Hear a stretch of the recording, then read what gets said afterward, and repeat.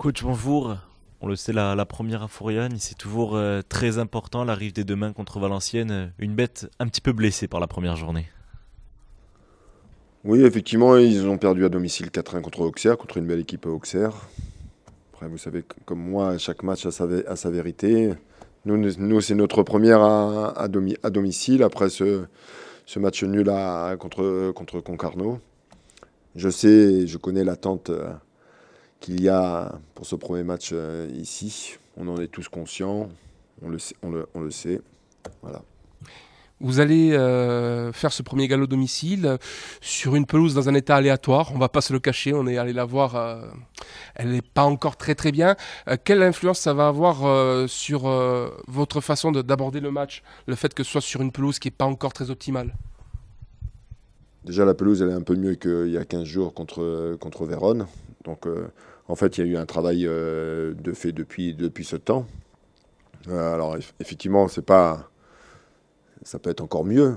Mais bon, les choses se sont améliorées. Donc, j'espère qu'ils vont s'améliorer à nouveau dans le temps. Après, c'est pas... on parle pas de ça, nous.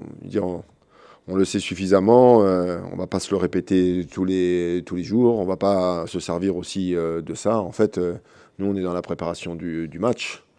L'adversaire, nous-mêmes, comment on va se comporter, comment on va évoluer, Voilà, en fait, les vraies questions, c'est celle-ci. Dire l'état de la pelouse passe au second plan. Pour cette rencontre, vous avez un groupe assez complet. Il y a forcément des interrogations, des questions sur quel 11 et quel 18 prendre. Bah, vous avez des interrogations et des questions, et moi aussi. Donc comme ça, on est sur la même longueur d'onde. Oui, effectivement, j'ai l'effectif au complet à ma disposition aujourd'hui. Il y a des joueurs qui ont gagné une semaine de travail supplémentaire, qui n'étaient pas encore prêts.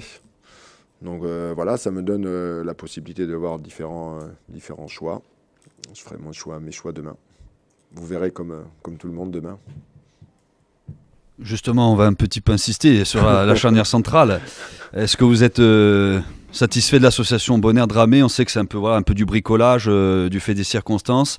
Est-ce que vous seriez enclin à donner la chance à Bayembaye ou à Ludi Wangeo qui était dans le groupe la semaine dernière pour commencer demain? Ça, c'est vos solutions. Il y en a peut-être une troisième ou une quatrième que vous connaissez peut-être pas. Mais je vous signale quand même qu'on n'a pas pris de but contre Concarneau. Même si parfois on a passé des moments un peu difficiles et compliqués.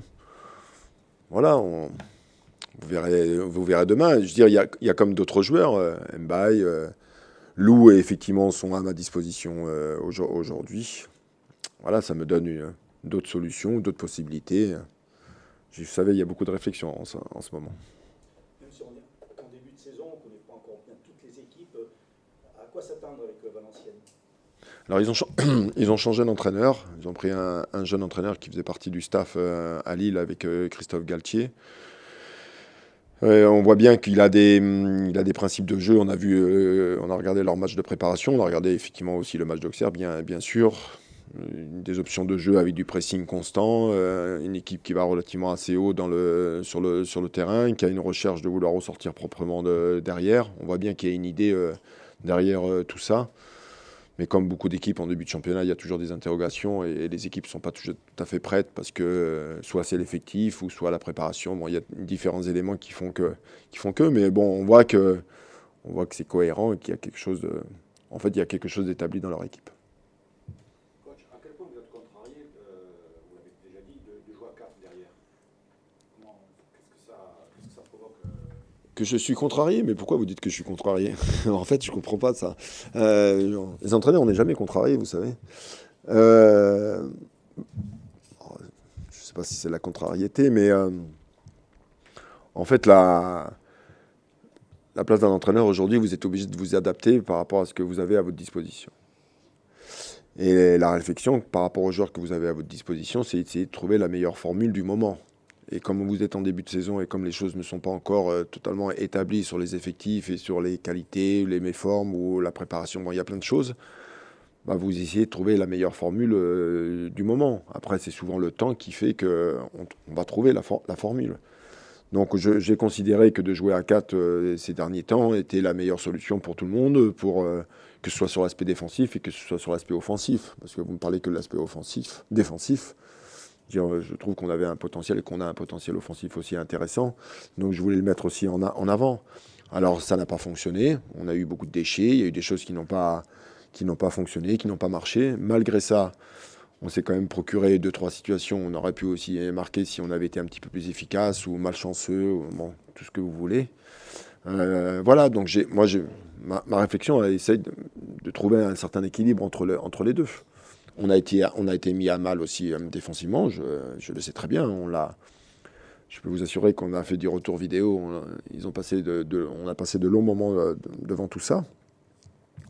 Voilà, la réflexion elle existe, mais on n'a pas pris de but non plus. Donc, voilà. Pour continuer sur le secteur offensif, on a vu que par exemple Capit Djoko, il avait été un peu sevré de ballon du côté de Concarneau. Vous avez beaucoup de solutions dans le domaine offensif parce que vous avez un effectif qui est quand même assez étendu au niveau offensif. Il va peut-être y avoir des changements demain soir. On pense peut-être à un Julien Madjot qui, on le sait, était sur le banc et qui est rentré quelques minutes du côté de Concarneau. Ça peut être une solution par exemple. D'accord, donc il y a le secteur défensif et maintenant il y a le secteur offensif. Ça va devenir... et après, on va parler de quoi après? C'est bien joué. C'est une bonne mise en place quelque part. Oui, effectivement, on a du potentiel dans le domaine offensif. Pas suffisamment performant, beaucoup de déchets techniques à Concarneau, pas de relation entre les joueurs, du mal à se trouver. Tout ce qui avait été préparé dans la semaine, on n'a pas su le mettre en place. Ça aussi, on l'a revu on l'a revu à la vidéo. Voilà, moi je constate. Après, il y a des joueurs qui étaient sur le banc, il y a des joueurs qui n'étaient pas présents dans le groupe. Je veux dire, en fait, ça fait partie de la vie d'un groupe. Je veux dire, si je dois utiliser d'autres joueurs, vous avez cité Julien Madjotti, il y en a d'autres qui ont débuté sur le banc. Voilà. Vous verrez demain à 19h à nouveau. Les tribunes sud et nord vont oui. Non, mais on va être complète demain. On imagine que ça va être un avantage, comme d'habitude, important pour demain. Oui, on m'a fait part depuis hier que pratiquement à 12 000 demain, cette première à Furiani. On sait que c'est un avantage parfois quand tout va bien et quand ça se passe pas très bien, ça peut être difficile. Mais bon, je ne veux pas changer mon discours là-dessus. On doit se servir de ça pour être une force. Dire, on a un soutien populaire important. Les gens répondent présents en venant nous voir demain. La moindre des choses, c'est de leur rendre l'appareil. En fait, il n'y a pas grand-chose à leur reprocher là-dessus.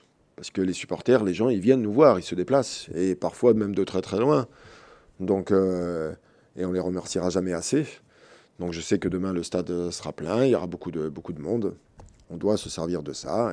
Et puis s'il y a des moments un petit peu compliqués, il faut savoir traverser aussi ces moments. Et puis, mais ça fait partie de la vie du club, ça fait partie de son charme aussi. Donc, et qu'ils viennent toujours aussi nombreux. Hein. Moi, en fait, je suis preneur là-dessus. Hein. Coach, vous avez plusieurs joueurs de 20 ans, voire de moins de 20 ans. Quand est-ce que, quand on est entraîneur, on sent que le joueur est prêt ? Comment vous arrivez à vous dire, par exemple l'année dernière pour Ndiaye, comment vous avez su qu'il était prêt pour son poste? En fait, quand vous faites des discussions avec eux individuelles, vous leur posez tout un tas de questions, vous essayez de les amener à quelque chose. De les amener à quelque chose, en fait, quel est leur objectif à eux personnel. Et à travers leurs réponses, vous comprenez pourquoi ils signent de ce club ou dans un autre club et quels sont leurs objectifs. Et un garçon comme Abdou, c'est un très bon exemple. Malgré son jeune âge, il dégageait beaucoup de maturité déjà dans sa réflexion. Donc quand il y a beaucoup de mature dans la réflexion, moi je considère qu'il a une forme de mature sur le terrain. Il sait pourquoi il est là. Après, vous les amenez sur d'autres chemins. Si vous rencontrez des difficultés, quand tout va bien, l'entourage, donc vous amenez... Il y a plein de choses à voir avec eux.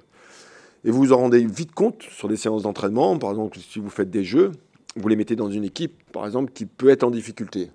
Parce que vous faites exprès de mettre une équipe en difficulté parce que vous voulez qu'ils soient dans la difficulté. Alors ça concerne 2, 3, 4, 5 joueurs, mais vous faites exprès. Moi, je le fais exprès.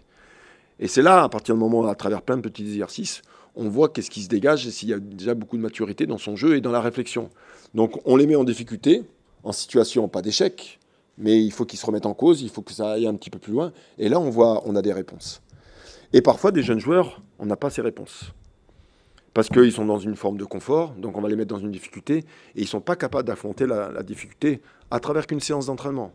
Donc vous vous imaginez qu'à travers une séance d'entraînement, parce que son équipe prenne 1, 2, 3 buts, et puis on voit qu'il baisse la tête, donc vous transportez ça dans la compétition et vous dites qu'ils ne vont pas savoir répondre. Donc c'est un long chemin, après on en discute, on les fait travailler d'une façon différente, mais voilà un peu comment ça se passe. Moi, c'est la façon dont je travaille, comment on voit les choses. Non, souvent on est dans les objectifs de travail de la semaine. Par exemple, la semaine dernière, j'avais de jeunes joueurs qui, pour moi, n'étaient pas dans l'état d'esprit, parce qu'ils étaient dans l'esprit de travail, parce qu'il y a un bon état d'esprit de travail.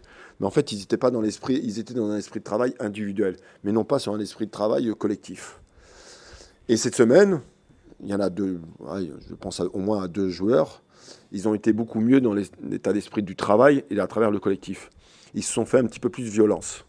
Donc, est-ce que ça a été compris parce que je ne les ai pas pris dans le groupe, la déception de ne pas être pris dans le groupe, et ils ont compris qu'il fallait peut-être qu'ils se bougent un petit peu plus le cul à l'entraînement, et ça a été le cas. Mais en fait, après, l'objectif, c'est pas du court terme, c'est pas d'une semaine. Il faut que ça se répète les semaines. Et après, on fera un bilan. En règle générale, moi, je fais un bilan au bout de 3 mois pour savoir avec eux s'il y a eu un axe de progression, s'ils ont progressé. Bon, après, c'est différentes discussions avec eux. Pour accompagner cette jeunesse, il y a également pas mal de joueurs d'expérience. Est-ce qu'il y a un choix sur le capitanat qui a été effectué, un ordre de capitanat? Il y a un groupe de joueurs qui ont des responsabilités, qui sont composés de 4 joueurs, 5 joueurs, qui sont les cadres de l'équipe, sur diverses discussions. Par exemple, je les ai vus dès lundi. Je les ai convoqués pour avoir une petite discussion. Donc oui, il y a un cadre, il y a un numéro 1, il y a un numéro 2, il y a un numéro 3. Rien n'est encore défini totalement aujourd'hui, mais il y a une idée qui se dégage.